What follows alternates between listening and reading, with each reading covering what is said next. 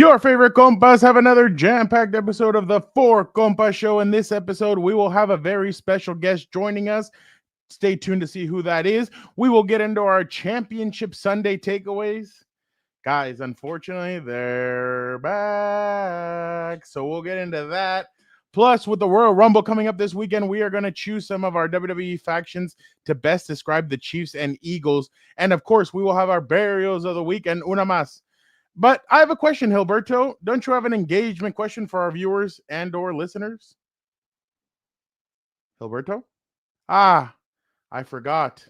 There is no HEELberto. He, unfortunately, will not be with us for the time being. Very sad, but we're happy for our compa for this new endeavor. Very sad that we will not be having him over the next few weeks, but definitely appreciate him. But we do have a very special guest. You guys should get very excited about our special guest. But okay, let's go with the intro. Compas on the beat. Let's get it. Let's go. Yeah. So we're compas. Yeah, we are. There you go. Hey. There you go. Okay, all right. We got proof right there. Some guy that seems like he's asleep. Need you to wake up, Gilbert. There's a lot of energy. Come on, Gilbert. Let's go. Come on. Dan and Dago is at Moe's. I'll show you. I'll show you. I got it right. Okay, that's it. You guys, I am done with mine, but that's couldn't get better than a 2026 6th-round pick swap for a 7-rounder. So Freaking love you, Chad. Hey, dude. Cool, man.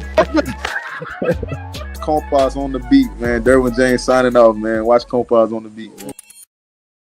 Welcome, everybody, to the Four Compas. We are here. I know there is no HEELberto, but we will carry on this show. Big loss, but obviously we got some heavy hitters here joining us. Let's go first with our guy, Victor Producer. What is How are you doing? doing good? Happy to be here. I know Nice we're weekend. missing Gilbert, but hey, it's all good. We got plenty. We got a good pinch hitter in for him today. So happy to be here and can't wait for our guest to join us. You know what's funny? I think this next person that I'm about to introduce, he would agree with me. Vic, I said it 2 months ago, and I was called crazy. I said a healthy Jalen Hurts would have blown out the Commanders. It happened, and this person no longer wants to be here to admit it. So let's see what Dan and Dago thinks. Dan, what do you think about this? Well, you are exactly right to take your victory lap because that stooge, that scumbag, all of a sudden wants to bail out when all his picks are out. Looking like dog manure out there. What are we even talking about? Well, he still has one more pick. No. That doesn't count. You pick Satan. That does not count, dude. Because let me tell you, by the way, hi, Angie. And I like her comment right here. No, Robert, no, you don't. No Chiefs. 100%. Anybody but the Chiefs. My God. Anybody but the freaking Chiefs. Dan, what were the scenes on Sunday with you in the second game? I couldn't see straight. I was so irate by the end of the game. I couldn't see straight. Everybody ran one way. I ran to my room, grabbed a 6-pack, and I just started drinking. I didn't even stop. I thought about not showing to work on Monday, honestly. This is like watching the Antichrist become president of your country again. You know what I mean? Like, what are we even talking about? This is like the Antichrist just coming everywhere. It's ridiculous. You know, I don't know if we're going to get into it now, if we're going to talk about the game now or in a little bit. Well, we're going to wait for our very special guest to jump on. Dan, what are your favorites? Oh, I love him. He's the GOAT. He's the GOAT. That's why it's funny. Vic called him a pinch hitter. I would say HEELberto's the pinch hitter until we get guys coming on here. What are we talking about? Dan, the last time you guys had an Instagram video. No. Robert T, please. Hold on. I need to see if I'm not going to fall for the okie doke. Hold on. Let me get this right now. All right. I think it looks clean for the most part. Hurts over Herbert, no effing way. Obviously, if they win it all, that is all you hear about. Robert, let them say that. Have you seen the roster on the Philadelphia Eagles? Put my fat ass back there at quarterback. You're going to see me win a couple titles. You know what I'm talking about? Don't even worry about what these students are going to say. Did you see the Twitter video of Nick Wrong, all happy, all excited watching his Chiefs? You know, that's all it is. Who cares? They probably all work at Fox Sports at that rate. Who knows how they got their jobs, but 100%. I would crown Jalen Hurts himself to prevent a three-peat. Dan, speaking of Fox Sports, before our guest comes on here, you know what's funny? I'm gonna bring this up. I hate to cut you off, but cheating Tom Brady records must fall, and Mahomes is the man to do it. Brian Smith, shout out to you if you're a Chiefs fan. I respect it, but I mean, He's a Rams fan. Oh well, whatever then. Oh, This look is at the a craziest tear. thing to me. Look at Look a here, tear. shout out. This is the craziest thing to me. Everybody hates Tom Brady. Tom Brady won with the league against him. You think Goodell loved how many Super Bowls they won? You think Goodell was excited to see Bill Belichick make a mockery of him? You think Goodell liked seeing Matt Patricia coming off a plane with a Goodell clown shirt? The Chiefs are doing it with the league behind them. And like the craziest part to me personally is like Goodell hates Brady and the Patriots so much. He's trying to erase their accomplishments in their memory. And it's crazy to me, honestly. Dan, I would take the Patriots over these chumps any day. I have something for you. Shout out Brian then. Yeah. Oh, they did that last year. There he is. Yep. Are you ready? We're ready. Dan, are you ready for the best intro song? I'm ready, but I know he's gonna try and piss me off, but I'm ready. Step up, bring it. Oh, hey.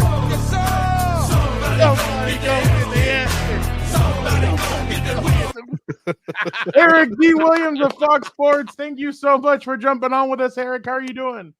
I'm doing good, fellas. Thanks for having me. Apologize for being late, but I couldn't get the hamsters going to get the internet working. Eric, you never have to apologize. We appreciate you obviously jumping on. Eric, there's no other show that treats you like this show. You have your own walk-up theme music. You get to see Dan. That's just icing on the cake, I'm sure, for you. It's a very unique experience, and I'm very appreciative of how you guys treat me. So thanks again for having me. You're welcome. You're the course. best. You're the best. We love having you on here. Eric- Even though I know you're gonna try and just like You that. just like making fun of me. I get it. What are you talking about? If I wanted to make fun of somebody, I'd call the stooge over there in where the hell does he live? I already forgot. Was it Long Beach? I don't know. Somewhere in that godforsaken place they call Los Angeles. Somewhere over there. No offense to anybody who lives in LA, but my God. Eric, which game would you like to start with? Let's start with the NFC. I thought that was an interesting matchup with Washington and Philadelphia. I thought it was going to be closer, and it was close, till you got to the fourth quarter and they basically just started giving the ball to Philadelphia, and that was kind of the end of it for Washington. Your buddy coughed the ball up one time, and there were some other Crucial. There was that was a big one. No, it definitely was. Eric, when you look at can you even put into words what the addition of Saquon Barkley means to this team for the to Eagles me, team? like, this is why we shouldn't vote for MVP until this matter, right? And Saquon, every step, I mean, he just continues to show why, maybe he should be the MVP, because he's really carrying that team at this point. I mean, give Jalen his props. And Jalen played well. Yeah. He made a lot of big throws in that game in critical moments. Didn't turn the ball over, which I thought was important. But Saquon's so explosive, man. I mean, he can break it from anywhere on the field, and playing behind that offensive line, it's almost unfair with what he can do. Vic, what was your kind of analysis of the way you saw that game going? I was going to ask Eric if he thinks Barkley can get 2,500 yards now. Because, I mean, he had 2,000. He's already up to like 300 yards with the 2 games. If he gets another, 150, he can get to 2,500. But in terms of what we're seeing from Saquon, does this remind you of what we saw from Terrell Davis with Denver in 97 and 98? Wow, Eric, he's trying to date you. That wasn't even Dan or I that did that. I'm just saying. Hey, I was No. I was old enough to watch those games, so I remember. Me too, that's why. It does remind you a lot of what TD was doing back then, because he was just beasting, just like Saquon's doing right now. I mean, he just kind of put the team on his back and just said, yeah, just ride me. We're gonna win it. So yeah, it does kind of remind me of that. It reminds me a little bit of what Marshawn was giving Seattle when they were able to get to the Super Bowl. I mean, Marshawn carried that offense in a similar manner, but Marshawn wasn't near as explosive as Saquon is. Eric, one of my analysis was the way that they were able to interchange centers. One center went the first half in oh my god, I can't Dickerson. Kendrickson, and then It the was second Cam half, Jurgens that came in. Yeah. Jurgens then came in the second half, and I mean those guys are obviously going to have a chance to get healthy, but that was just an impressive showing by both guys. Being it, one handles the first half, the second one says, you know what, I know you can't go, let me do the second half, and that offensive line didn't skip a beat, and it really is one of the best in football. And Saquon even said it after the game was over. He's like, look, this is a surreal moment, but this is the reason why I came to this team. I knew that this team had the best chance to go win a Super Bowl. And you have to say that, especially with the offensive line that he's running behind. You're just saying that because Daniel's here, though, right? You just kind of want to give the O-line a little bit of love. Look at this guy. You want to give the non-athletes some love. I get it. I mean, non-athletes. Hey, what did anybody can go out there and run fast, dude. You poke the bear, right? Yeah, that's where you're going. No, I figured you were saving your silver bullets for the next game. When I played, I mean, the athletes played running back, and the guys that couldn't run the football, they played guard. I mean, that's what happened. Sure, that's what happens. Haven't you seen the way these guys pull majestically? Are you kidding me? Anybody could run behind these guys. They could put all four of us back and we'd all get 100 yards. I was gonna say that, Dan. And I'm just messing with you. I think Saquon has over 1,000 yards before he's touched this season. Yeah. That's a crazy number. Yeah. I mean, 1,000 yards before somebody touches you, and you're Saquon Barkley. I mean, again, it's almost unfair the kind of holds he's able to run to, and he gets to the second level so quickly. I mean, if you're a defensive back, you really have no chance. Oh yeah, you saw on Sunday they didn't touch him on the first touchdown until he was like 15 yards downfield. Like, my God, that's why I was gonna go back to you were trying to give Jalen Hurts his flowers, but I mean, come on, let's be real, Eric. This guy just has to exist between the 5 seconds he snaps the ball and the 2 and he hands it off to Booby. That's all he's got to do. Don't turn the ball over, and when it's his turn to run, he's just got to be fast as hell and avoid everybody and not turn the ball over, because that's what worries me. This guy, I can't have this guy fumble again, Eric, in the Super Bowl. They're our last chance, okay? I'm putting the fate of the universe in the hands of 2 running backs, okay? That's a problem for me. I don't feel good, but I need them to finish the job this time. They better be motivated. And they're facing a very good defensive coordinator in Spags, who's hitting all the right spots and what's. I mean, he's legit. That blitz he called it. Hate to bounce around here, but that last defensive play by the Chiefs, he dials up that blitz, cornerback blitz at the right time, forces Allen to get rid of it before he wants to. Allen actually makes a miraculous throw to create an opportunity, and Kincaid can't drop the fair or drops the fair catch punt. I mean, all he has to do is just secure that, and they, that's what Kansas City does. I mean, they make you make really tough plays, to move on. Are we going into this one? Sorry, Daniel. No. Don't apologize to me. Apologize to America. Look what you're doing. You want now, because I bet you anything, this one's going to make me want to vomit. In a booth, I'm going to see that idiot pop star, the mother, the overweight child who's a Tic Tac star, and now the one who gets abused in the WNBA, who's their poster child / whipping girl that they hit all left and right. So I can't do it. I can't do this anymore. I'm losing my mind, Eric. This is not okay. It's gonna be tough for you in the Big Easy, man. It's not gonna be good. I don't even know if I'm. Thankfully, there's a lot of good food that you can eat while you're there. I don't know if that's enough. Make you feel better.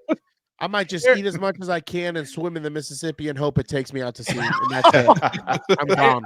Eric, does that mean that you're leaning more? I wouldn't recommend swimming in the Mississippi. I would not. Who cares? It's all over. Eric, are you leaning towards Kansas City? I mean, I do think there's a path that Philadelphia can win. I mean, I I don't think it's a foregone conclusion that this is going to be the Chiefs and they're just going to run away with this. I do think that the Eagles, because of Saquon, and if Hurts takes care of the football, and their defense is legit, like they have they are legit dudes at all three levels of their defense. Cooper DeJean, so Blankenship. Shout out. Yeah. The converted outside backer that's playing inside backer for them. I'm blanking on his name. Zach Bond. Obviously, Jalen Carter and what he can do in the middle of that defense. But I didn't know that guy guys like barely blood. comes out of the game. I did not know that about him. Yeah, he plays like 90% of the snaps or something crazy.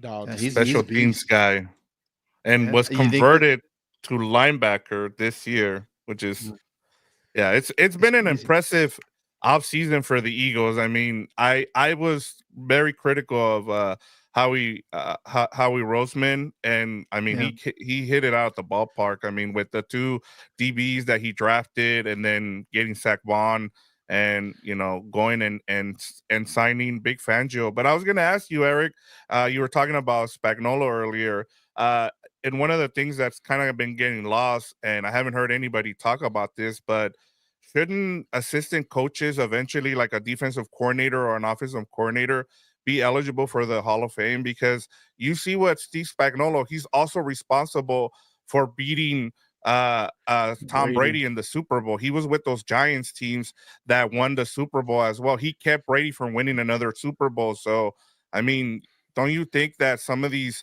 coordinators should be eligible for the Hall of Fame? Yeah, it's hard to get them in right now because with the way that the Hall of Fame is set up, you're only allowed to vote one coach in every year to bring them forward. And so, right now we're in a backlog of guys. Holmgren was presented this past year. I think we're still looking at, at some point. So there's still some head coaches that have, Super Bowl wins on their resume. Belichick at some point is going to be eligible. That's going to be a shoe-in. So I think the process needs to change so you can honor those guys, like Spagnuolo, that's deserving to be in there. Right now, you can in the seniors category, I think we get one contributor and one coach and a couple seniors. Which of those three you're going to move forward? So yeah, it's a hard process, but it's the Pro Football Hall of Fame, and it should be hard. Is Bill Belichick up for it next year? Eligible? That's a good question. I don't know if it's been 5 years since he's been out of the league. Oh, I thought it was one. No, it's got to be 5.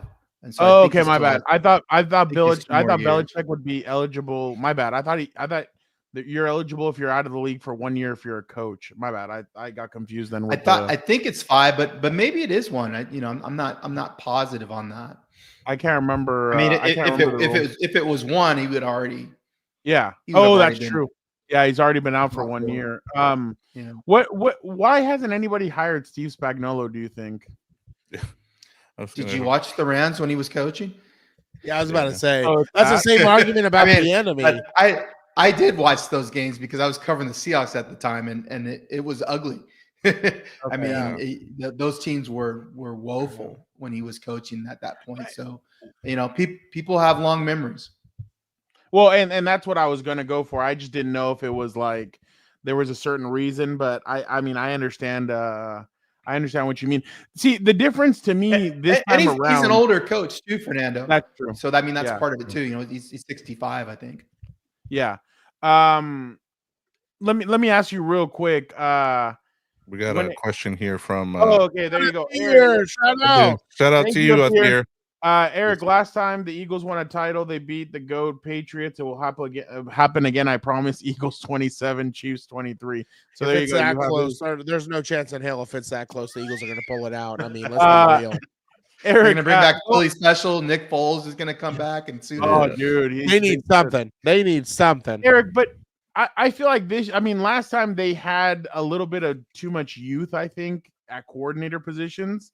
And I'm not trying to knock the Cardinals head coach, but I feel like Fangio I'm not going to say his system, but in the past he has done well against Mahomes, and in some areas, obviously they do well against Mahomes, and I feel like the addition of Saquon Barkley could be two big keys to them being able to at least be right there with the Chiefs down the line. Well, first of all, my boy Jonathan Gannon and Shane Steichen are taking strays up in here. With No. Are you kidding me? You want to talk about strays for Shane Steichen? You need to tune into the show out of Indiana. That stuff's been crazy to watch. Yeah. Oh yeah. No. I just meant like, doesn't Jonathan Gannon have a better record right now than Steichen? Probably. Or am I? Probably. No, I mean, no, I think Steichen's been dealing the whole time. Yeah, I Steichen think- won 9 yeah. games in. It's pretty close. like he 17 had Yeah. 8. I don't think it's Yeah. far. And I Pretty mean, close. they got Eric and HEELberto's quarterback out in Arizona, so that's a struggle in and of itself. It's like, who do you prefer, that guy or It's the best quarterback 5'9" carousel? quarterback out there, man. Oh yeah, is he going to tap his head next and he's got to come out, or no? You think? He's not going to tap his head. He's just going to scream at the coach, telling him to change the play. What I mean, what did you see from the Bills on Sunday, Eric, and why do you think they didn't get it done? And don't lie. I mean, I'm not gonna lie. After I'm a little nervous. I think it was the defense. I mean, we were concerned about how they would play defensively, because they played lighter personnel. They tried to spy with times, but I don't think they got enough pressure consistently on Mahomes to make him give up the football quicker than maybe he wanted. And then the Chiefs were able to run the football. I thought that that was effective in creating balance. And then Andy Reid is great at creating opportunities for some of the players that you're not expecting, getting the ball there to seal the game. I mean, you're not expecting him to get the ball in that situation, and he makes a big play. I thought Xavier Worthy was huge in that game. Made a handful of big plays. The Smith-Schuster, on a crossing route, makes a big play. So, you're trying to take away, Kelsey and guys that are gonna get the ball. Reid in critical moments draws up, plays for guys that you're not expecting to get it, and they come through for him. Eric, was it a first down? It doesn't matter. Oh, here we go. Yes, it I does mean, matter. it It does doesn't matter. Of course it matters. Well, you say that like that's the reason they lost, and we know that's not, because there were Yes, 3 it other is. times where they tried to sneak it. The What Chiefs are stopped we them. talking about? So, I mean, we can My bad. we can I'm not trying argue to- that, we should have laser technology, which I think that we should. But I mean, at the end of the day, like make it a certainty that you got the first down. Like, call a better play. That's how I That's view it. besides the point. That's besides. It wasn't the a point. great I play agree. call. I agree because it hasn't worked all game. I agree with you on that. But for God's sake, Tony Romo draws a line on the screen and the bastard passes it. What are we talking about? And the play before that, the super was a super pass to accurate line that Kincaid. Tony Romo. Yeah, that was obviously It where the first down was. It right? was the perfect angle. What are we talking about? On top of that, the play before Kincaid Great got the line. first down, and they marked him short. Yeah, what that are we is true. talking about? That's two Daniel, missed. you're turning red. You need to. Because I'm pissed. Look what they're doing to the sport, Eric. Look where they're doing to the sport. They're trying to erase. This is the part that pisses me off. Everybody, I won't say you. I respect you a lot more than I do the Stooge. But the Stooge and a lot of those people think I'm crazy when I talk about this, when I'm not. The evidence is in the face of the viewer. They just don't want to see it, and that's not my fault either. It's not my fault. I've elevated my mind further up, and I can see what's going on. But no one wants to listen, and that's Journalism, fine. Dan. You see the shit I Journalism. brought out for you? Man. What are we Journalism talking one- about? Listen. This is how I feel about this conversation. You can talk about the game, being rigged or they get calls. It happens every game. So to me, like, You've been changing It's- notes with that scumbag over there. He tells me the same shit. No, it doesn't. It no, it happens every doesn't. game. Every No, it game we're doesn't. complaining about Kansas City getting calls. So at the So end of the day, you just have to say, you know what? No, I mean it's like being a sore loser. You're tired of getting beat every week, so you start making stuff up. Bullshit. No, I'd be irate. Instead of being accountable and saying, you know what, I lost. It's okay. I agree. It's okay to say I lost. I agree with part of that statement. I agree with part of that statement because you have got to put the game away and not put it in the ref's hands and all these other lames on the field. I agree with you at that point. But why is it? Because HEELberto tells me the same thing. And I don't mean to get super amped up against you because I know usually we're pretty friendly and banter, but I get pissed about this thing. And it's not with you, it's with the NFL and it's with them.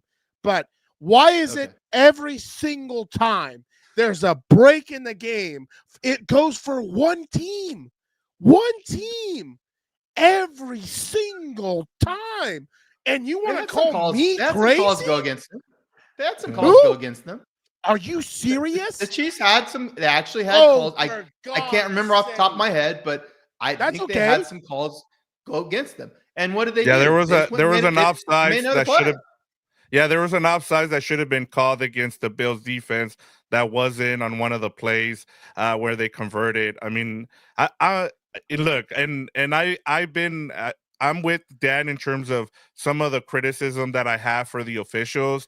Eric, my biggest thing has been, why do you have to change the officials when you get to the playoffs? You should have the same officials. If you've had a crew the whole season, that should be your crew. You shouldn't change them and put in an all-star crew. That's besides the point, Eric. But in terms of this game, and I'm with you in terms of, I think part of the frustration with a lot of fans, and I've kind of like had a 24 hours now to kind of dissect this game. The thing is with it is that the Chiefs are just really good at execution, and the other thing is they're great at going after your weaknesses. Like, one of the things that happened in this game that not a lot of people are talking about is the fact that the Bills lost one of their best cornerbacks in this game. They went right at Elam with those crossers. Like, every single play seemed like you look and you're like, how are they wide open? And then you look at the play and it's like it's a crosser. Even on that last play, it was beautifully designed. And one of the things I took away from it is, like, I keep falling for it with Andy Reid during the regular season. This man just he waits till the postseason to bring out his best playbook, because what we see during the regular season is that he self scouts and then he gets to the postseason and he's like, oh, you haven't seen anything yet. And then of course we're like wondering, well, where was this during the regular season? And we're like, oh yeah, this is going to be the season. They're finally going to be done. And nope. He just saves it for the postseason, and that's a great coach. And that's what Ben Johnson needs to learn. Ben Johnson was throwing out all their formations during the year, or all their stuff, and everybody's like, "Hey, save it for the postseason. We can still do this in the postseason." Then they get to the postseason, and I mean, they had that one Jameson Williams end around, but other than that, they weren't doing anything else like that. So I completely agree. But Eric, you can answer or comment on what he said. Well, a couple different things. I mean, you're right. Like, they say stuff for when they really need it, because they don't need to run that stuff to win games. They can just run their regular base offense and go out and beat you. But when they really got to have a play, they have stuff that they can draw on. I mean, Ben Johnson, he has Jared Goff running his offense. So I mean, that's a little different than having Patrick Mahomes running your offense. Well, I just meant in like terms of plays. Yeah. For when he really needed him, because Jared Goff is limited in terms of what he can do physically as an athlete. And we know that because we watched him play for the Rams. And there's a reason Sean McVay said, I'm good. I want to have Matthew Stafford run my offense, not Jared Goff. So Ben's going to learn that as a head coach in Chicago, that maybe he needs to hold some stuff back. And not, try to score 50 points a game, in games that don't mean as much. But I mean, you're right. I mean, I just feel like Andy Reid is the best in the business. Spagnuolo might be the best defensive coordinator in the business. And they're fortunate that nobody wants to hire him as a head coach because of what he did with the Rams. And so you get to have that chemistry and keep everybody together which makes them tough to beat. Unfortunately, Daniel. You know what makes them tough to beat? Stop lying. Frown, do you have the tweet that I sent you yesterday? Can you pull that up? It's just you are about to witness the most manufactured dynasty in the history of this sport. It must rival whatever people felt in the 1919 World Series or whatever. The one about Goodell. Whatever the time it was fixed, who cares? I just can't believe this. This is the same conversation we had with the Patriots when they were dominating. It's the same. Don't stop. Don't stop. Deflategate. Stop hating. I No, mean, I covered the Seahawks, and it's not real. Same conversation. Deflategate's Tuck nothing. rule, It's not all, real. all the same stuff. It's not real. None of that happened. It's so not none of that's real, but this is real. Exactly. Do you see this? Is that him putting in the call? He's putting in the call right there. He's short. Throw the flag. What are we talking about? Throw the flag. Come on. One thing I'll tell you, Eric, okay, in defense of the Patriots, which I know people hate, but you're going to defend the Patriots? Of course I will. Come of course on. I will. You know I'm a Bill Belichick guy. Get out of here. I love the Emperor. Get out of here. You know I do. They won despite the league, okay? That's what I will say. They won despite the league. They tried everything. And I will admit, okay, there were some maybe not kosher things going on, probably. They I was gonna say the way Dan feels about the Chiefs is the way I felt about the Patriots growing up. So they knew the rules and they knew how to manipulate it up to the degree, okay, where they only got a few slap on the wrist. It is what it is. But they worked against the league. They won despite the league, and they were a well-oiled machine. They played good football. What I see from these bums out here in Kansas City is not good football. I don't think they're very good. They get propped up when they need to be. If you watch, okay, I know this is going to be a big brain teaser for everybody out there. If you watch, I'm not even going to go to the first San Francisco Super Bowl. Just look at the last. How many is he? Oh, no, he's 1 and 2. No, you can look at all three. They're going to their 5th and 6th years, right? Yeah. Does he have 3 or he has 4? Yes, 3. Who did he beat? The Eagles last year? He beat Jimmy G. He beat Brock Purdy, and who did he beat last year? Oh, he beat last year the Niners, then the Eagles. Yeah. So he has 3 or he has 4? Yes, 3. I already forgot. Do you see what I'm living under? He has 4? No, he has 3. Yes, 3. You guys got it right. Patriots. No, he didn't beat the Patriots. What are you talking about? He lost to the Bucks. Eagles, Niners. Yeah. Yes. Yeah. So he has a chance to beat the 49ers twice and the Eagles twice. Those two franchises are screwing with Dan. But anyway, who cares? This is what I'm getting at. Okay, this is what I'm getting at. Shit, I already lost my train of thought. Oh, now I remember. If you look back at those Super Bowls, it comes down to one play, and guess who's the biggest playmaker? The one in the goddamn zebra shirt working at Foot Locker. That's where he deserves to be. Every single time. I don't even know what we're talking about. The last time, besides, Jalen Hurts' oopsie, there were supposed problems with cleats that the Eagles were wearing and at the grass field in Arizona. All of a sudden, no problem over there, obviously. Kansas City was prepared. They're going to be on turf. Don't worry. There's no grass in New Orleans. In my opinion, Eric, lights are going to go out when the Eagles are blowing out the Chiefs. If you are the Eagles and you do not put this game away like the Bucs did, you're not going to win the Super Bowl. It's going to be the most manufactured dynasty we've ever seen in our lives. For who? The Swifties and all these other band of idiots they have coming out of Kansas City. Eric, so did you think that what the Houston Texans said was just sore losers? Oh, totally. Oh, those guys lost. Oh, God. I mean, that game. That didn't close. What are you talking about? They lost 23-14, correct? Like 10 points, right? Yeah. Yeah, 10 points. You take away 10 points from those drive sustainers that the Zebras helped them out with? What are they we just talking would have about? scored him a different way. Oh, okay. So There my it is. takeaway from both games I hate was these kinds of bitches. I'm not gonna go with Jalen Hurts and the offense. That one's I thought Vic Fangio dialed up the perfect scheme against Jaden Daniels. I thought what they did, they gave up that big play to Terry McLaurin, but everything else they kept in front of him. Quinyon Mitchell played the whole game. Quinyon Mitchell is a difference maker. He's something else. I think that whole defense is something that we have to be impressed with. Brandon Graham supposedly could come back for them in the Super Bowl. I think that'd be a huge return. I thought Jalen Carter, obviously a beast. Jordan Davis had some pressures where I'm like, oh crap, I'm like, okay, finally this guy's showing up. I think he sacked Jaden Daniels once, and then he had 2 more pressures. So I was impressed with that. I thought that defense played a great game. The only negative on their defense, Darius Slay was getting beaten multiple times. So Terry McLaurin. Yeah. So that's the only. I mean, I don't know if there's a scary Terry on Kansas City, but it's Travis Kelce. Oh, well, no, yeah, but they're not going to ask him to cover Kelce, I don't think. He's going to cover they will. Kelce. They got to double Kelce. Yeah, I would double Kelce, but the problem is, I don't think he can keep up with Xavier Worthy. That's my only concern there. I don't think Darius can. I think if the Eagles don't get to Mahomes, I think they're in trouble because I think you see how many catches Ertz had. I mean, they're killing him in the middle of the I don't even think it's Ertz was all over them. Yeah, they're gonna have a better scheme. That's what I was telling Dan.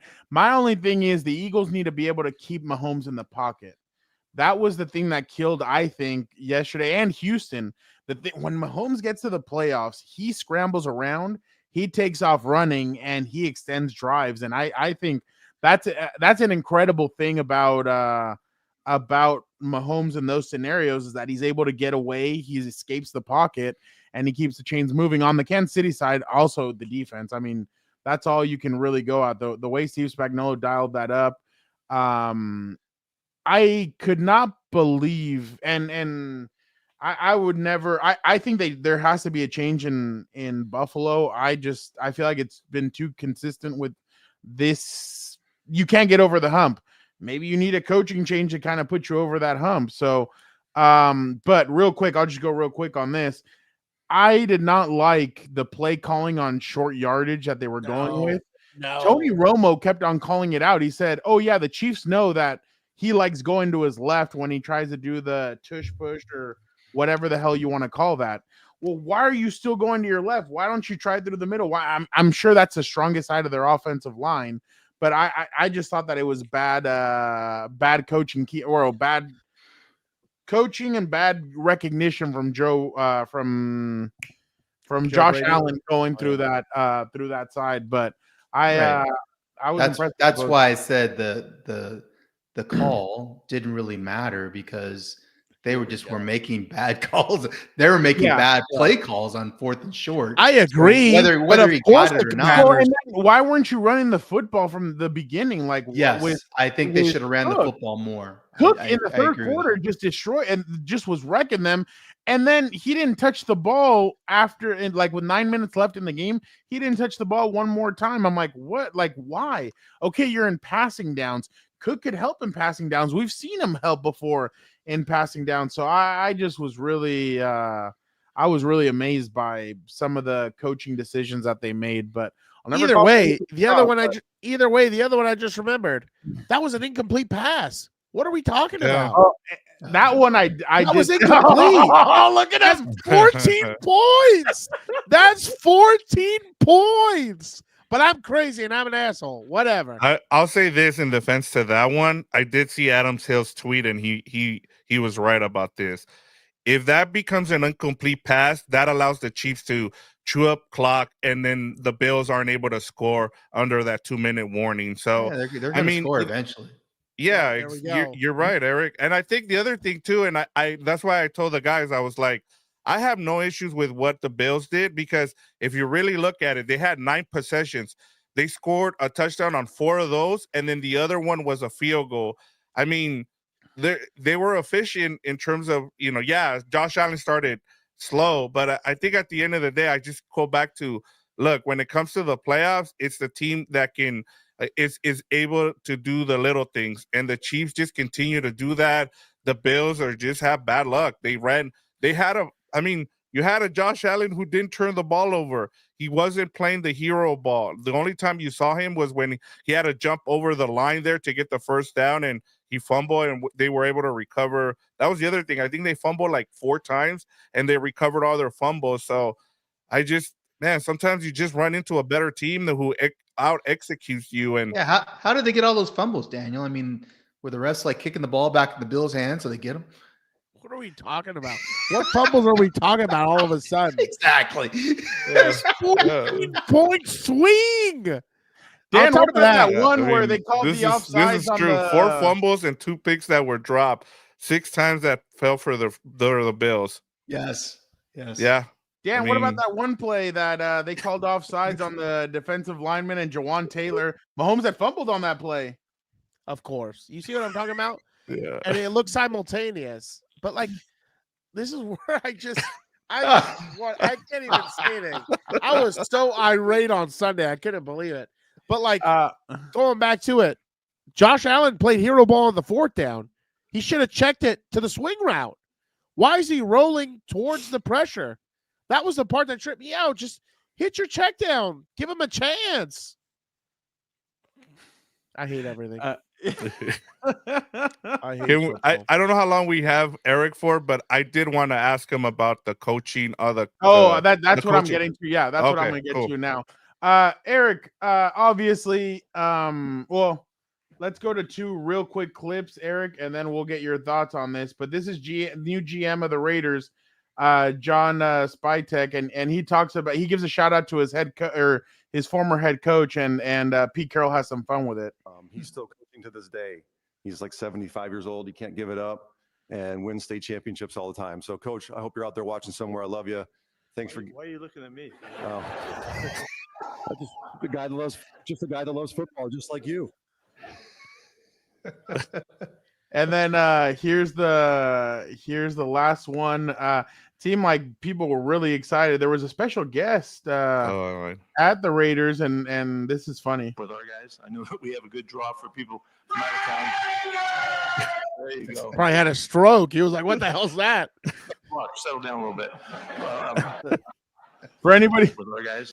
For anybody that doesn't know, that was Marshawn Lynch, former Seahawks running back, that was there, and he yelled Raiders, so he's excited. But why should fans, Eric, from your knowledge of covering him for all those years, why should Raider fans be excited about Pete Carroll joining? Because I know you were a strong advocate that the Bears should have hired him for his veteran leadership, him trying to help Caleb Williams and everything. But what do you think about the Raiders hiring him?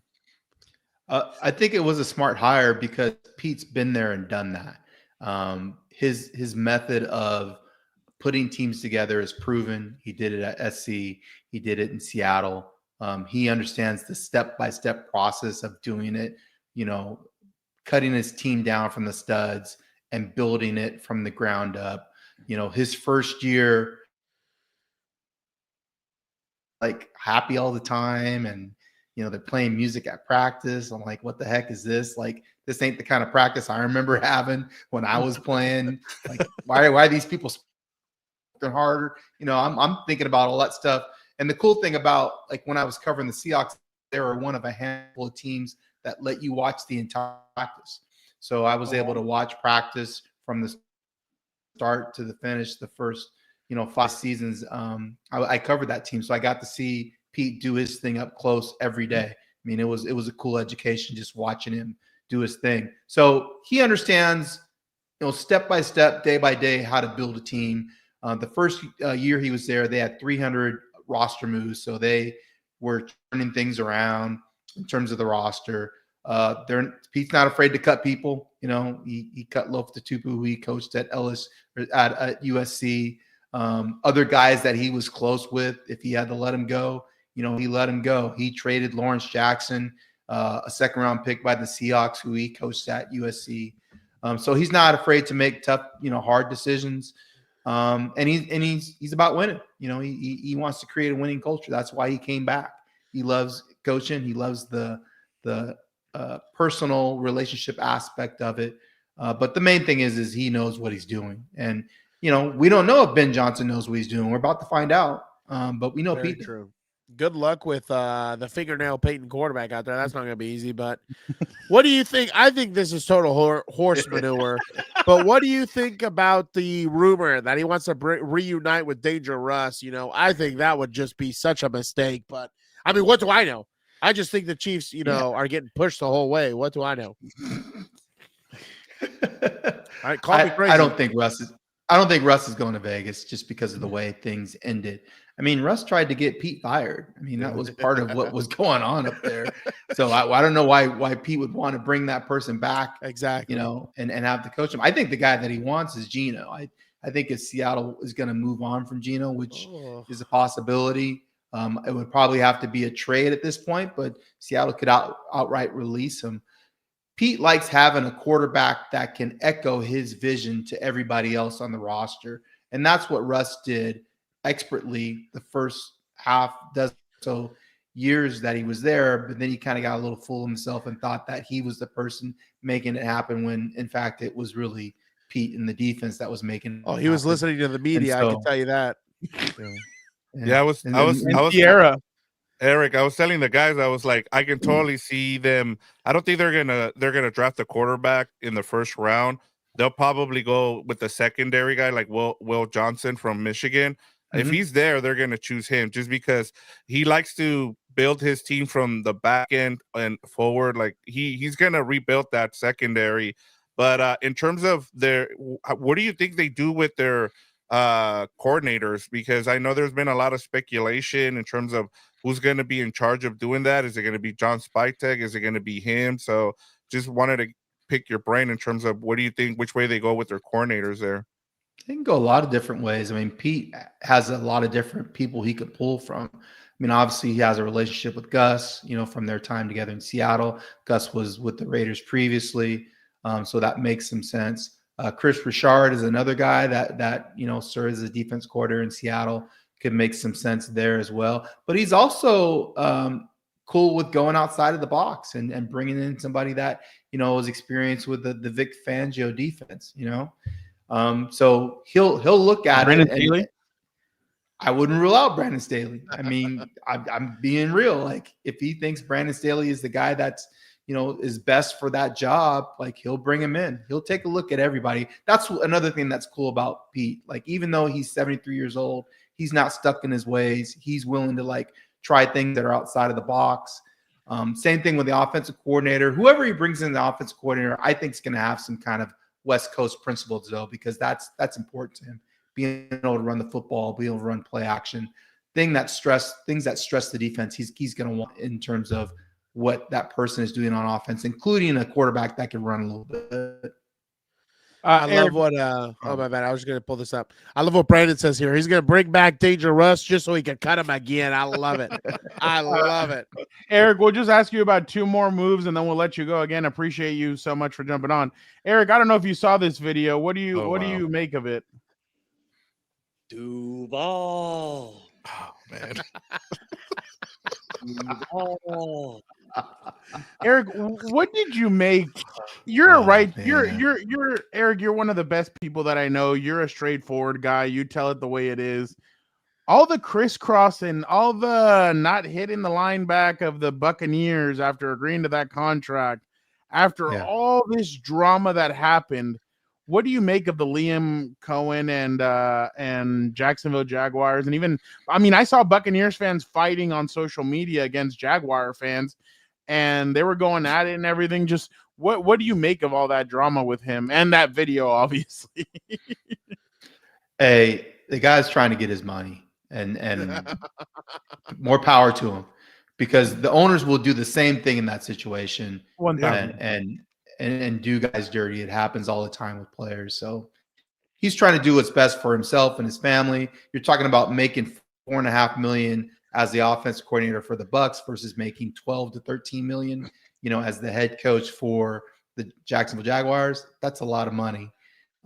So I understand kind of that gray area where you're not sure how to handle that situation, because you want to, I mean, he basically was trying to have his cake and eat it too. He wanted a fallback plan in case things didn't work out with Jacksonville.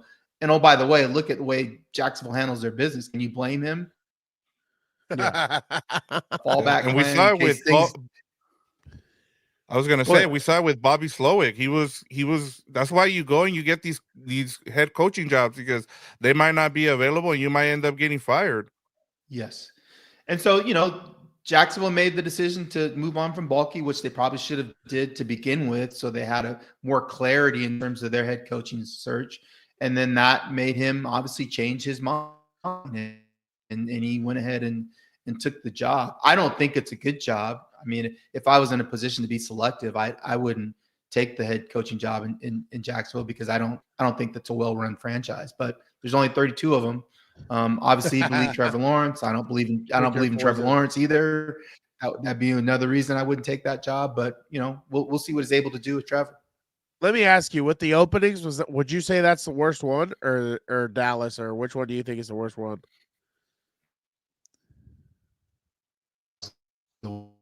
Instability with ownership, and indecisiveness in terms of what they want, and your ability to build around Lawrence, which I think is going to be difficult. So we'll see what his coaching chops are like. Eric, Aaron Glenn gets the Jets coaching job, and this is what he had to say today when he was presented. I like this guy. Dude, I thought like Ben Johnson was so anticlimactic in some videos I saw. I was like, I don't know. I was like, I just don't feel inspired. I was like, I guess not everyone's Dan Campbell, and I get it, but I was like, my God, not everyone's Jim Harbaugh. Okay, but gotta grab that W. I swear to God, I'm gonna tell you right now, Eric. I'm gonna give you a little inside baseball. If my team is the one that knocks them out next year, no one's going to hear the end of it from me. I'm going to tell you right now, no one will be safe. I will go invade the state of Missouri if I have to let them know also. But I was going to tell you, what's a little... You gotta beat Houston first, so... Shut up with your negativity. Dude, you know what happens, okay? See, Angel knows. It's the HEELberto curse. Do you know what he was saying the week we were playing the Texans? Oh, it's a bye week. Oh, they're not that good. They're struggling.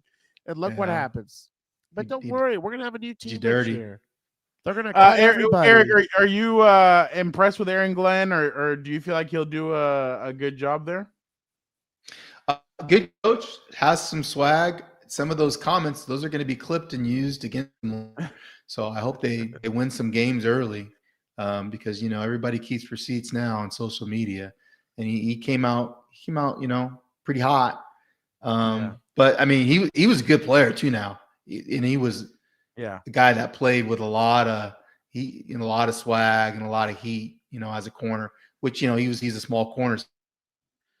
So that's how those guys have to roll. So I hope they win. Who's going to play quarterback? That's my concern. Aaron Rodgers. The doctor. The doctor is in the building. The doctor. He's going to go on a dark retreat. And he's going to be in the darkness after he takes his ayahuasca and he's vomiting and he's diarrheaing all over the place. And he's going to say, you know what? The elder beings have told me I'm coming back. Is somebody going to go like this? Exactly. Lay hands on his Achilles and heal. Exactly. He's like, you know what? I'm coming back. And the elder told me I'm going to beat Patrick Mahomes in the AFC Championship next year. No, it's going to be you, Dan. You're right. It's going to be me. But he'll beat him in the divisional then. I don't care. He can beat him some other time. No, you have to beat him. It's my time. Can I just say, what would be hilarious that ends up happening is that the Jets draft Shedeur Sanders, and then he has to be the one that is the mentor there. It would honestly it would be crazy if that happened. In to be fair, in his documentary, Jordan Love did come out and say, I know that the cameras and everything else presented something different. He's like, Aaron was actually all there for me, and he called me, texted me after my first game, this, that, and I was like, oh wow, I was impressed, but I don't think this would go well. Jordan Love seems like a well put together young man who came in and he was probably humbled. Shedeur's coming in with a lot of noise. Shedeur's gonna come in. He's gonna knock the door down and say, hey, I'm here. Give me my starting spot. Oh, I got Devontae on one side. I got Garrett Wilson on the other. I'm I'm gonna be the quarterback of the Big Apple. So You mean I think Daddy's not my coach anymore? I gotta compete. Eric, last one, and again, I promise we'll let you go. We appreciate you. Oh, I got one. Eric, I got one last one. This clip, we just all have to. It's a little bit long, but we have to listen to the whole thing. This is glorious. Oh yeah. I get my proverbial ass kicked over needing people in my comfort zone. Without this thing being about me in any way, if you don't think I can't operate out of my comfort zone, you're so wrong. It's unbelievable. This is as big a What risk. a loser. As big a risk as you could take. No head coaching experience. That let me share something with you. With all of that, you've just heard him reference his osmosis, his family. Anybody in this room that doesn't believe the apple doesn't go far from the tree has missed it someplace down the road, especially if there was an effort to make it that way, and there was an effort. But then you go around to the countless numbers of coaches that Shotty has served on staff with and been around, the countless players. How often do you have someone that has 25, I'm going to say 25, it may be 26, of years of working through the human relationship and working, aspiring to learn, of have his ears and eyes wide open and looking for techniques and looking for things that make coaches better. I don't even know what he said half of the time, but he needs to go to Hollywood. My God, I was moved. I don't even know what he said. Eric, Yeah, you basically I could watch like, Jerry talk for hours. Oh, dude, that's why we did that 8-hour drive up to Cowboys last year, huh, Eric? Oxnard, Just Oxnard, just to hear him talk. But Eric, it kind of felt like he kind of threw his head coach under the bus. It was really weird. Was Brian right next to him? Like, I know Brian was right next to him. He's like, he has no head coaching experience. None of this. It's a big risk. Exactly. Eric, what did you make of all that? And the hire, and then what Jerry Jones said? Yeah, I actually wrote about this today. I know Shot a little bit just because he coached in Seattle, and I still talk to players that were up there when he was coaching. And guys like him. He's got a little swag to him. That was one of the issues in Seattle was he coached Russ hard, and Russ didn't like it. So he kind of got on him. And so he's the kind of guy that brings that kind of heat as a coach, which guys like that are the coaches that are a little edgy. Is it a risk? No, obviously it's not a risk. I mean, he was already on the staff. They're not going to pay him very much money. So that's Jerry being Jerry saying those things. I like the legacy, with his dad being Marty and him being a coach's son and growing up in the business. I think that helps and adds to what he brings. I don't hate the hire. I know people are killing, Jerry. They should be killing Jerry because he didn't cast a wide net and do an actual search like the other teams did, because they kind of got caught with their pants down a little bit because of what happened with Mike McCarthy. He was in the contract situations, and Mike just kind of walking away and going, "No, I'm good. I'm going to go find an opportunity else." So, that put him in a bad situation. But I bottom line, I think Schottenheimer can coach. I think he'll win games. Will he win playoff games? That's really the question. Are they going to be able to make a deep playoff run with him as the head coach? That's to be determined. I like that. Thank you so much, Eric. Vic, any last questions for Eric? Yeah, I was just gonna say, who gets that last coaching vacancy? Is it Cliff, or is it gonna be Mike McCarthy down in New Orleans, or someone else? Yeah, I think it's gonna be McCarthy. He has a relationship with Mickey Loomis. He coached there previously.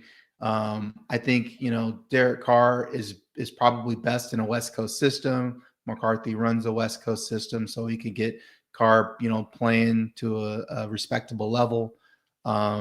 Seems like it makes sense that he would land there, but I wouldn't rule out, Kingsbury. I think it would be a good opportunity for him. But I have a feeling that Cliff would rather coach Jaden Daniels than Derek Carr. Dan, do you have a final question for? Yeah, Eric? just last thing, kind of a question and comment. I think the Bills need to fire McDermott. Why not hire Bill Belichick? The guy is the only man who's beaten. Hold on, before you laugh at me now. He's the only man in this era who's beaten the Chiefs to go to a Super Bowl, besides Joe Burrow, I guess, and Zach Taylor. He's one of two. Think about that. Why not? I thought you were gonna say bring back Rex Ryan.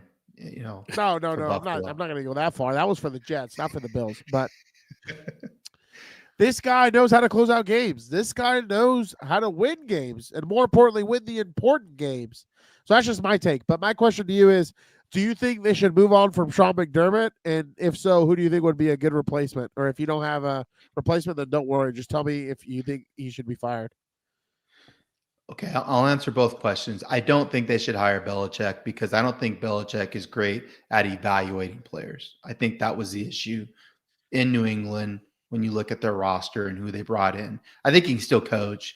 I think he's one of the smartest coaches that we've ever had in the league. I mean, how can you not think that and watching his teams over the years? But I do question his ability to evaluate talent at this point in his career. I don't think they should move on from McDermott. I think they're close. And why go to another coach and then you have to start rebuilding again to get back to where you're at currently right now? I just think they're a couple of tweaks away from actually winning it all. Why not stick with McDermott, who's gotten you this close to this point?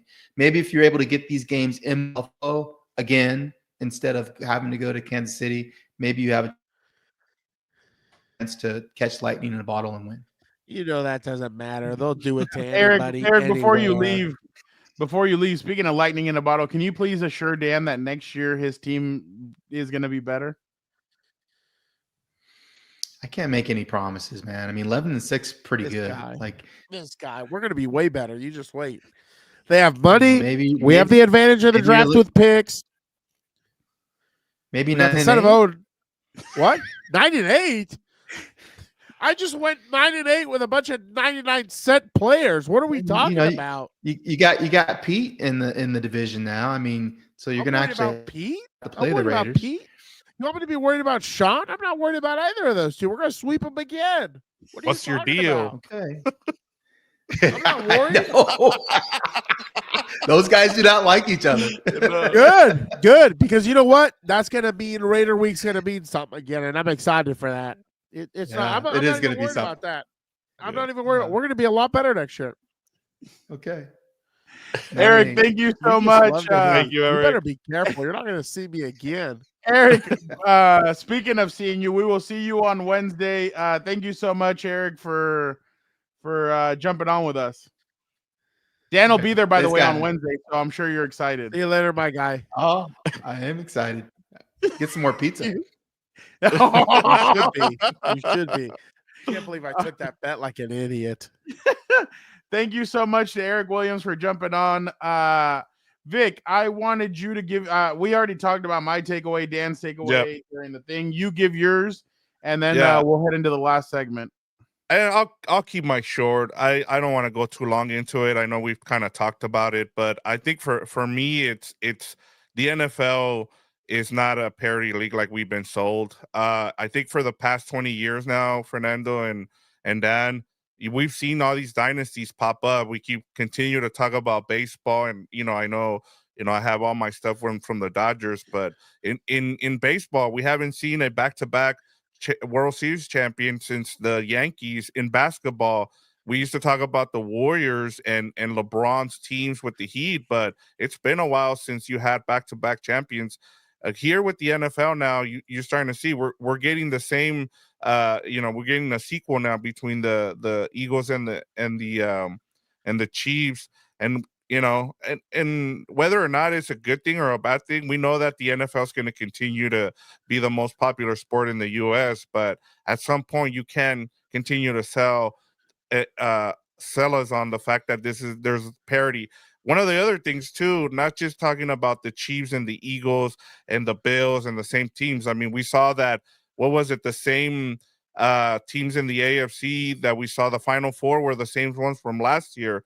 Not only that, but you saw the gap widening, getting bigger between, the good teams and the bad teams. You saw the NFC North had a bunch of teams that had over 10 wins, except for the Bears. And so you're starting to see that there's, the what is the saying from Macho Man? The cream always, gets to the top. Rises to the Just to top. the top. And that's just the way it's been going for the NFL. The NFL has gotten better in terms of like there's no patience, and I think that's part of the problem. I thought you made a great point, Fernando, a couple of weeks ago when you started saying that a lot of the owners are getting super old, and instead of being patient because they're old, they're just they're firing coaches left and right and GMs, and so a lot of the teams that have a good stability, they've been the ones that have been able to win. The Rams, the Vikings, you see, they can have an off year, but they can come back and reload. And you just continue to see it because a lot of these teams don't want to be patient enough. And I thought, with Eric talking about Pete Carroll, I thought, yeah, he's old. He's going to be 74, but you need a guy that can have stability like him. Who knows how long he's going to be around for the Raiders. The other thing, too, with the Raiders talking about that is like, it's been, when was the last time one of their coaches lasted more than 2 or 3 years? The same thing with the Chargers. It's been a while now that they have a Jim Harbaugh out there. They've been able to kind of stabilize the same thing. Same thing with the Broncos. I think the Broncos are going to be in it. I can't wait to see what the AFC West turns into because you have like stability at the coaching position, which you kind of been missing. And so, yeah, I can't wait. But yeah, It's I been mean, a revolving door in the whole in the league. Like even Mark Davis said today, and he had to have said this with humor, but he's like, I don't want to be a owner that fires coaches every 2 years, or I'm doing this more and more. Dude, you kind of already are doing that. So yeah, I agree with you. Real quick, let's jump over and do a matching WWE factions with the Super Bowl teams. I honestly can't even do it because I only see one thing here. Okay. I see Roman Reigns and like the tribal chief against Cody Rhodes. And just because, hold on, finish the story. They lost to them last time, like they did. Like Cody lost to Roman a couple years ago. And now you're gonna disrespect our tribal chief like that? Are you kidding me? Dan, this is what you want to see. I know this is what you want to see happen.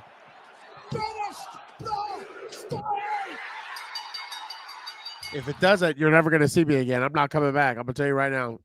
No, there's no way. But I mean, Dan, who do you think the Chiefs are? What faction? The Authority. What are you talking about?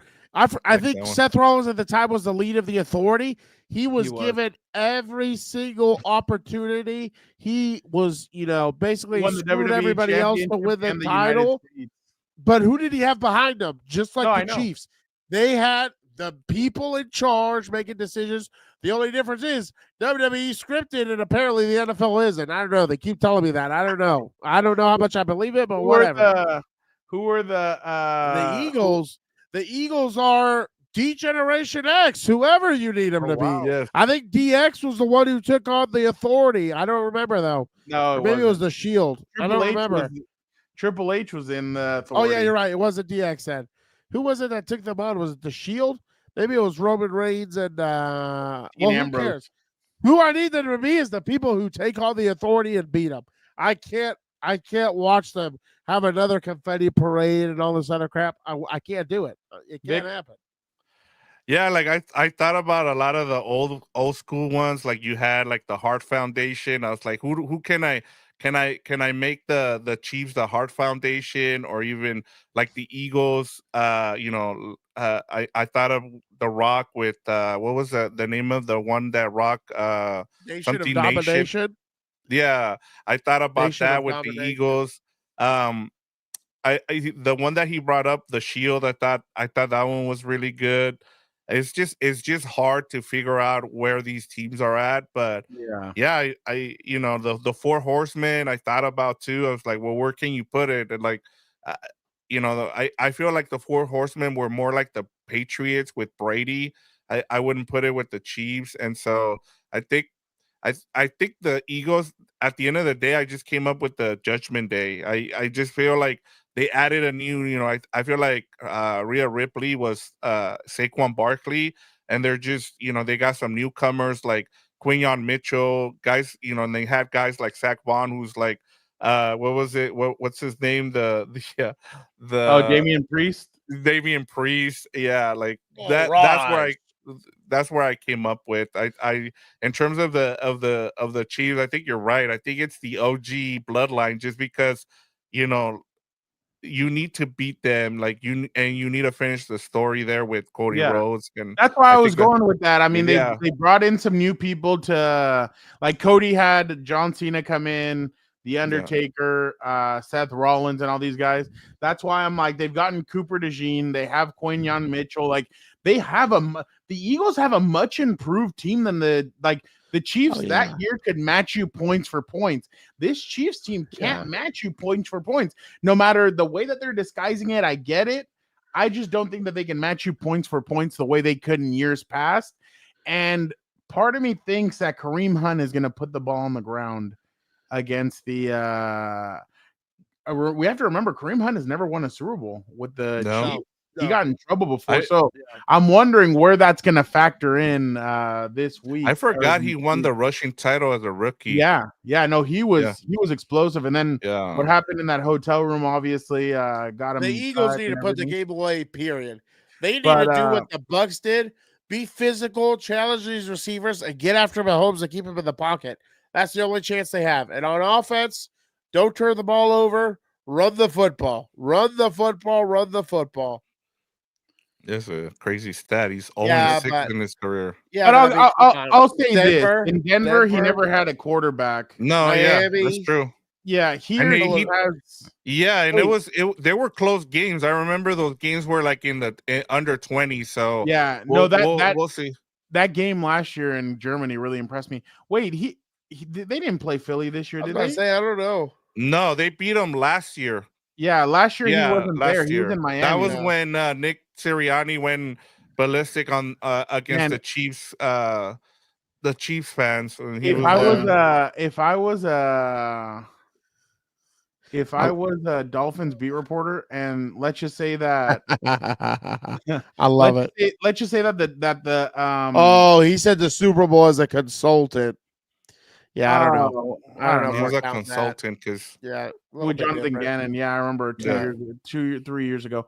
I'm interested to see what they're gonna do with this game, but I don't know. We got a whole week to kind of talk about it and be out there. We should. We're gonna talk about it, but we're gonna try to have a show from out there. Yeah. We'll try and we don't know how much we're gonna. Well, we're obviously gonna have a bunch of interviews, stuff like that.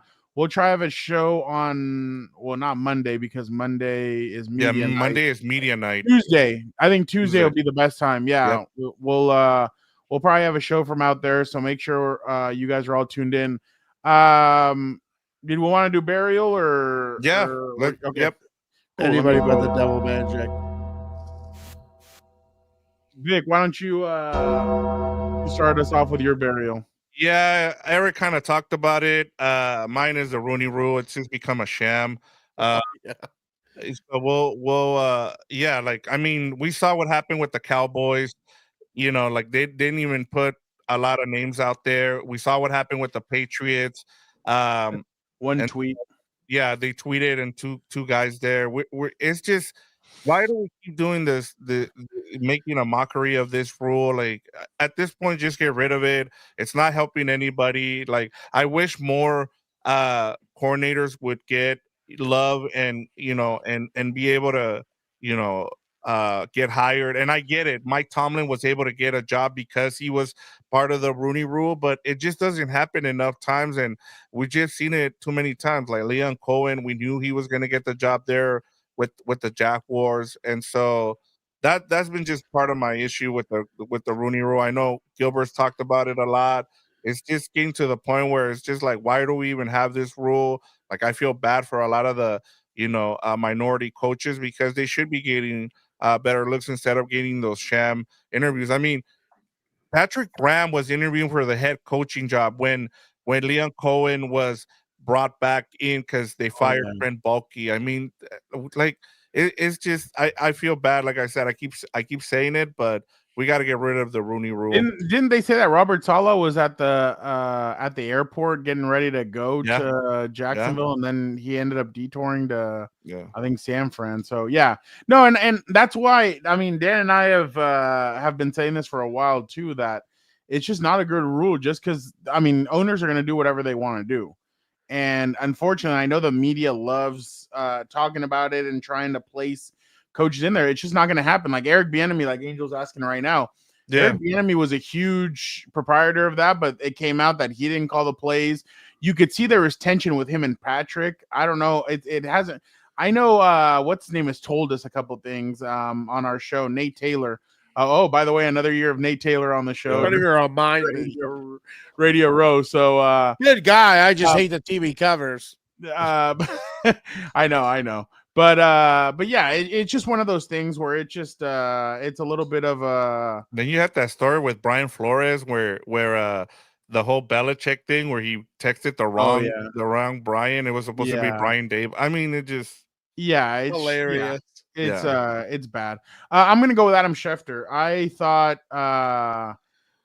he started going with the roughing the passer calls. He started getting torched by Chiefs fans like Nick Wright and some of these other reporters that at first I was like, why are you engaging in this? You're a reporter. But then I forget Nick Wright is not a reporter. He's a TV personality. A lot of the TV personalities are the people that went after Schefter. And I just, in my opinion, one, I think journalism is completely topsy-turvy now, especially with the way people were attacking him. But two, Schefter has to realize that's not the talking point. The talking point, I think they try to defer it and go somewhere else. The talking point is not that roughing the passer calls come out of nowhere from Mahomes. The talk is there's always a penalty, there's always a move, there's always something that happens that changes the momentum of the game. And that's kind of the issue that fans have had. But I thought he hijacked it and he made it more to seem about the roughing the passer call, and that's not what people are talking about. People are talking about the different play selection, because Nick Wright obviously was like, oh well, Josh Allen has gotten this many roughing the passer calls and this and that, but that's not what the issue is. The issue is a different style of penalties that come out at different moments. Vic, I don't know if you saw this when he threw that pass to Dalton Kincaid. You heard Jim Nantz say there's a flag on the field. Yes, and he said it multiple times. There are two flags on the field, and then Tony's like, "No, I don't think there is." And then the refs were like, they were just panning to Dalton Kincaid. They didn't even pan out and do that out to see Mahomes come on the field. Nothing. So I was a little bit like, I wonder what would have happened if Kincaid makes that pass. Would they have called holding, or what would they have called? That would have been interesting to see. But again, I'm not a conspiracy theorist. I have been on this for a couple of years now that I feel like everybody changes their style whenever they play Kansas City for some odd reason.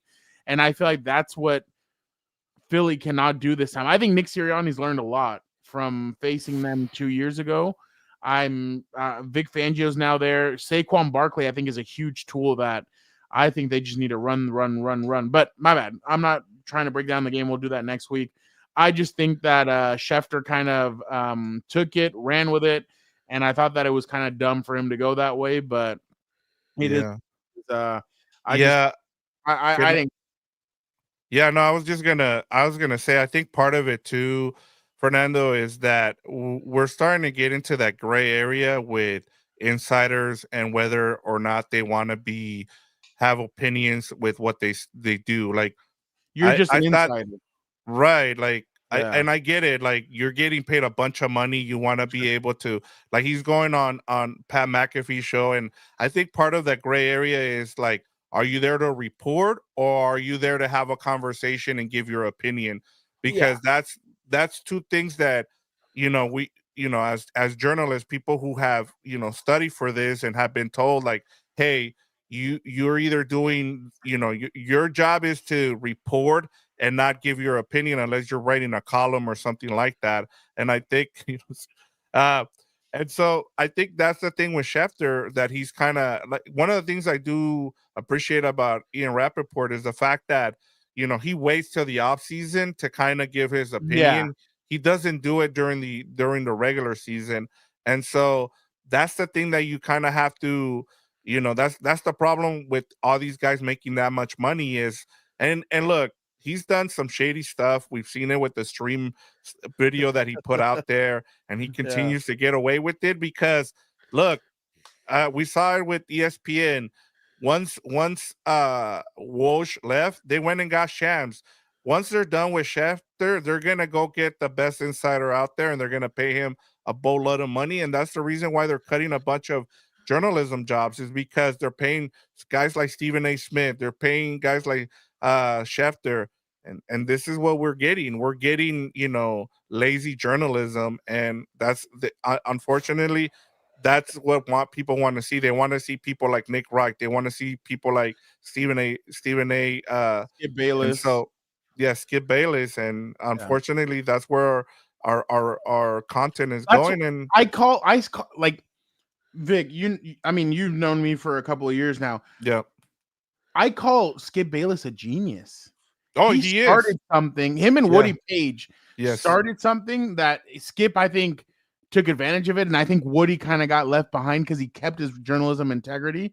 Yeah. But I feel like Skip just took it, ran with it, and he made millions of dollars, and he laughed all the way to the bank. I mean, I think his last year at Fox, he was making 15 to 18 million dollars a year. Like, that's ridiculous. Like, Getting paid more than the players. yeah. So I think Skip Bayless was a genius, but I do think it hurt journalism and the integrity of it, and now everybody sees it. And you have Nick Wright over here champion, putting stuff out there and just putting it, like, he put that picture of him looking at the TV screen excited, like, I'm like, buddy, what are you doing? But again, it's different. Their media personalities are not really media, so I get it. Dan, I know yours is short and sweet. Yeah, I already kind of went through it with Eric. Yeah, Josh Allen. Yeah, here I wanted to post this because he has it's the same one as you. It's from Angel.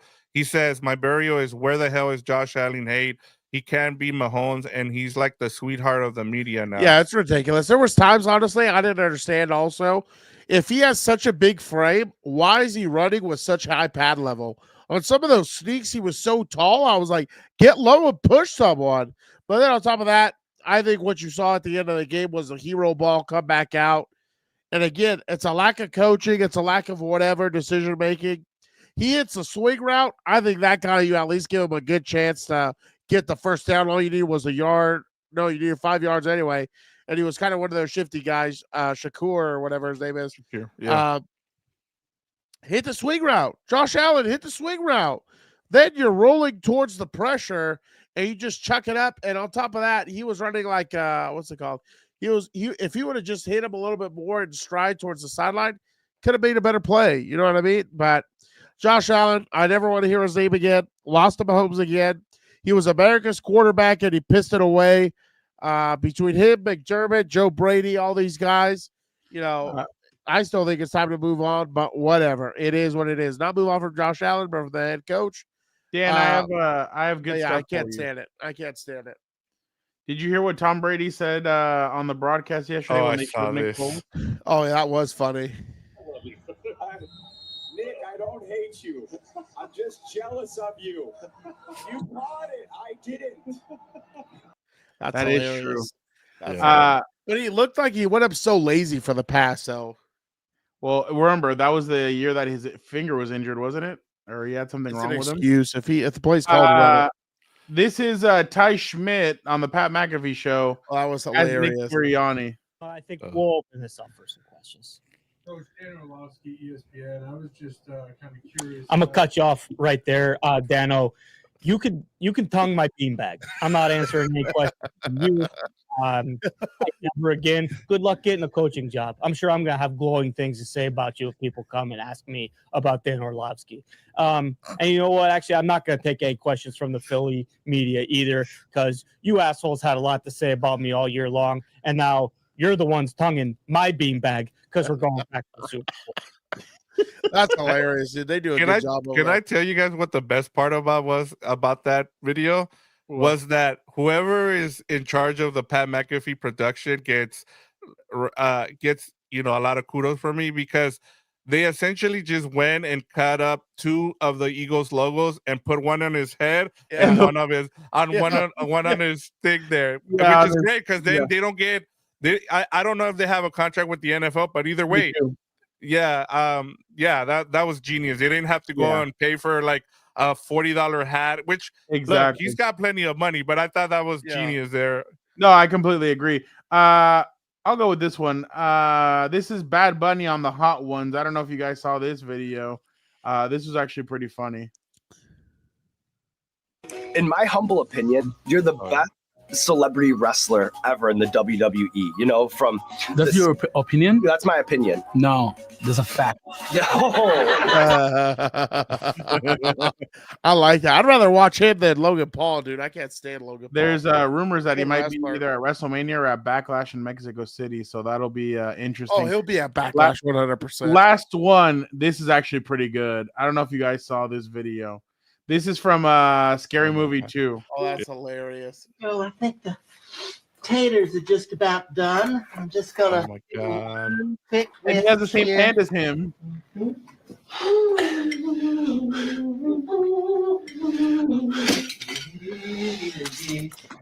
Okay, now dig in. That's hilarious. That's hilarious. That movie was hilarious, dude. Scary Movie 2.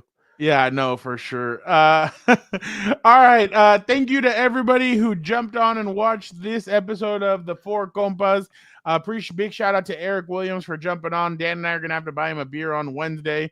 But speaking of Wednesday, Vic, 5 p.m. Whenever you have your pizza thing, so you let me know when it's a good time, and you can let the people know what we're doing on Wednesday. So I think Wednesday at 5:30. Well, let's do 5:30 if you're cool with that. Sounds good. We're gonna take over HEELberto's hour in a sense, and we're gonna break down the Royal Rumble.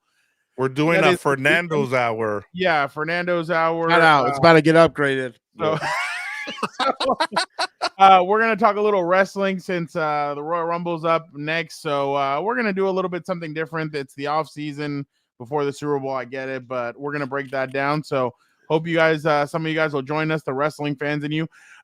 Next week, Dan, Vic, and I will be at Radio Row, so we'll be throwing out content like crazy. Make sure you guys hit the notification button. We're going to be having a lot of great stuff out at Radio Row. We have a lot of cool guests some cool guests to talk to. We have some other things going on behind the scenes, so make sure you guys are tuned in. Next week, we will be in New Orleans. We will be getting content, so make sure you guys are hit the notification button so you guys know exactly when we release stuff and all that. It's going to be a fun week. I'm excited. Definitely going to be Angel. Yeah, we're going to try and go live at least once or twice. I think Tuesday we're going to go live from out there, and then I think, but that'll be more in the evening. Vic, what do you I think 5:00 when everybody's kind of gone. Yeah. The other thing I forgot about, and we got to remind people, is that we're 3 hours ahead in New Orleans. Oh yeah, so that's going to be the other thing. So it'll probably be 8 or 9 out there. So it'll be like either 5 or 6 in Pacific time. Yeah. Well, no, actually, if it's 5 or 6 over there, no, because we have the media party at 6. It's 1:00 or 3 here. Okay, we'll figure it out. We'll let you guys know next. We'll let you guys know. We don't know yet how everything's gonna plan out, but yeah. And then Friday, I think we'll try and do a wrap-up show from out there with Adam Hill and us. So yeah, we'll definitely do something. And then the Monday after the Super Bowl will be our last show, and then we'll take a little bit of a sabbatical, maybe 2 weeks. But we'll see. I don't know. We'll see. I know that we get antsy, but about jumping on the show. But Brian says thank you to Vic. Shout out Brian. But we like definitely Brasco. appreciate everybody who jumps on with us and talks to us. So you got Robert D's in the same time zone. So Shout out Robert D. So he's in. Appreciate it, Robert D. But again, thank you guys so much. We're on to Brett, we won't be at the Shrine Bowl or Senior Bowl. We're gonna be at we're going to New Orleans. So yeah, we won't be able to go out there, unfortunately. But again, thank you guys to everybody who commented. Thank you to Athir for the $8.99. You are the best. Or $9, whatever. $9.98. There you go. Appreciate you guys so much. You guys are the best. Make sure you guys hit the notification button so you guys know when we're going live. So again, thank you guys so much. Have a good one. And Dan, why don't you get us out of here? Appreciate you, Brett. It's about to be a hectic week. Your boy drinks Coke Zero for the first time in a month on Saturday. I cannot wait. On to New Orleans, everybody. Have a great weekend. Exactly. Smash the like button. Thank you, Robert D. I forgot to say that earlier. Thank you.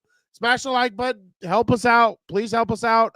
Spread the word. Be a Compa, tell a Compa. On to New Orleans. Anybody bet that